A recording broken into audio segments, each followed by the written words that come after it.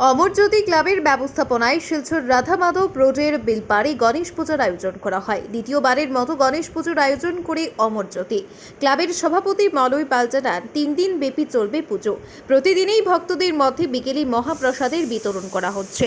মঙ্গলবার বিকেল 6টায় এক বর্ণাঢ্য শোভাযাত্রার মাধ্যমে গণেশ মূর্তি নিয়ে বিসর্জন ঘাটের দিকে অগ্রসর হবেন বলে জানান অঙ্কিত পাল। জানান, গণেশ চতুর্থীর উৎসবকে হিন্দু ধর্মে অত্যন্ত গুরুত্বপূর্ণ বলে মনে করা হয়, কারণ গণেশ হলেন প্রথম পূজাযোগ্য ঈশ্বর, অর্থাৎ যে কোনো শুভ কাজের আগে গণেশের পূজা করা বাধ্যতামূলক বলে মনে করা হয়। গণপতিকে জ্ঞান, সমৃদ্ধি এবং সৌভাগ্যের দেবতা বলা হয়। এদিন অন্যান্যদের মধ্যে উপস্থিত ছিলেন পুরোহিত সুমন ভট্টাচার্য, মনোজ কাহার, সৌরভ পাল, বিপ্রজিৎ পাল, অনুজ কাহার প্রমুখ। দেখুন শিলচর থেকে আজকের বরাক প্রতিনিধি দীপদেবের এক প্রতিবেদন। আমরা আজকে 2 বছর ধরে পুজো করছি। এবারও করেছি, এবারও করছি।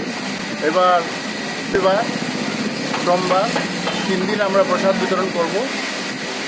সবাইকে অনুরোধ করছি, আপনারা এসে আমাদের পূজা মণ্ডপের সামনে এসে প্রসাদ গ্রহণ করুন। সুন্দরভাবে, সুস্থভাবে আমাদের পূজাকে সাফল্যমণ্ডিত করে তুলুন।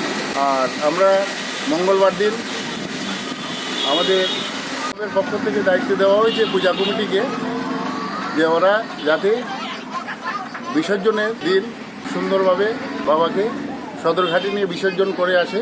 আমাদের অমরজ্যোতি ক্লাবের পক্ষ থেকে অনুরোধ রইল। 3 দিন ব্যাপী আমাদের এই পুজো চলবে এবং আমরা শনি, রবি, সোমবার 3 দিনই বিকেলে আমাদের মহাপ্রসাদের আয়োজন করা হয়েছে। আপনারা সবাই এসে আমাদের মহাপ্রসাদ গ্রহণ করবেন এবং মঙ্গলবার বিকেলে আমাদের এক বর্ণাঢ্য শোভাযাত্রার মাধ্যমে আমরা গণেশ বাবাকে নিয়ে সদরঘাটে বিসর্জন দেবো। আপনারা সবাই আসবেন, এসে আমাদের পূজাকে সুন্দরভাবে থেকে গ্রহণ করে সুন্দর ও সফল করে তুলবেন। নমস্কার।